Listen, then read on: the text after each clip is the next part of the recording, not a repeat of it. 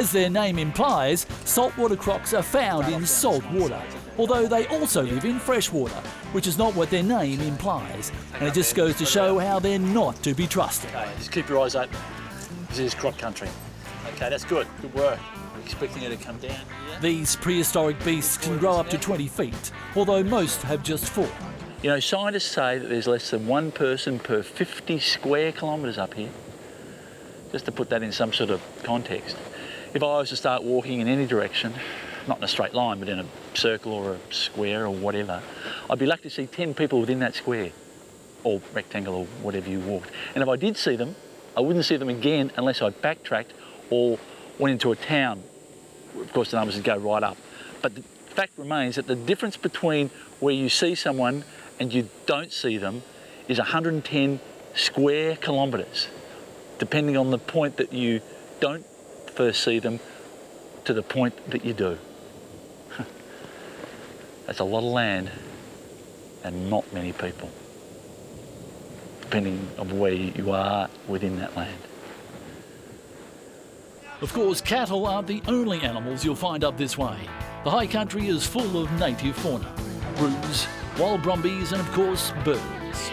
Many of these creatures are nocturnal and the best time to see them is at night, except you can't see them because it's dark. This is the Mitchell Track, named after the bloke who first opened up this area, Mitchell Track. He came through here in 1826 searching for gold. After heading northwest for 6 weeks, Mitchell reached the Broken River, where he set up camp and began prospecting in earnest. But with provisions running low and no gold to be found, he was faced with a difficult decision: push on further into the searing heat of the desert plains or return home to his wife. Mitchell chose to push on and was never heard from again. It must have been a tough, harsh existence, scratching out a living back then. And now, 150 odd years later, a lot of those people have passed away. Certainly makes you think.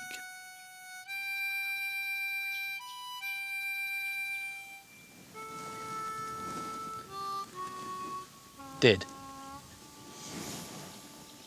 Couldn't think of anything else to say. Western New South Wales, hot, dry. A vast sprawling landscape that seems to stretch on forever, if not further. Out here, survival is the name of the game. Only it's not a game, it's deadly serious.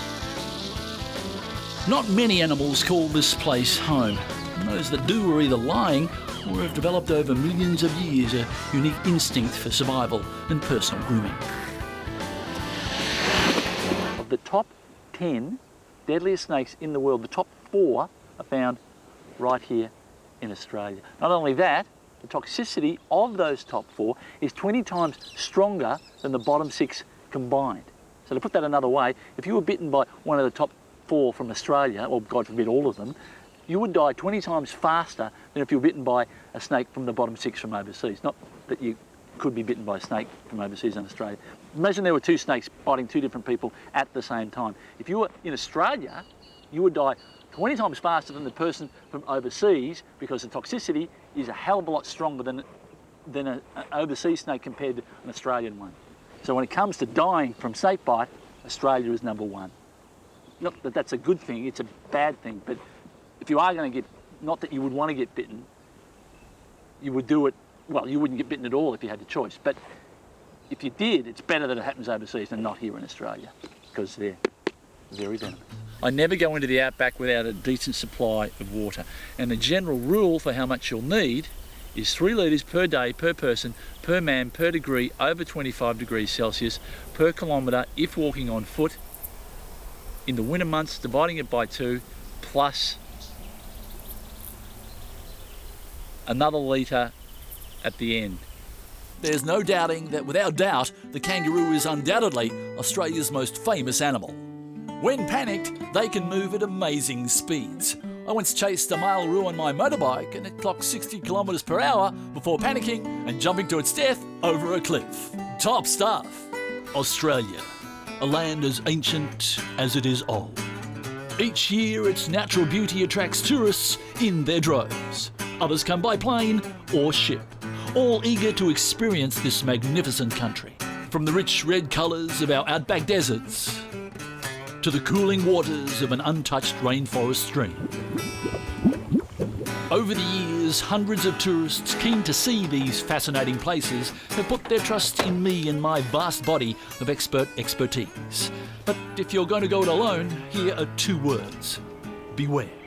No doubt about it, deserts can be dangerous places. A lot of people have made mistakes out here and paid the ultimate penalty. Others have actually died. The high country is of course now synonymous with mountain cattlemen, but it wasn't always so. The first farmer to recognise the potential of this region for cattle was Jock McCubbin, who in the autumn of 1873 took a mob up into the hills, leaving them there to graze over the winter months. Unfortunately, they all froze to death, which proved something of a setback, although it did make the muster considerably easier. It's a place of unparalleled beauty that is without parallel. And what better way to experience this tropical wilderness than full bore?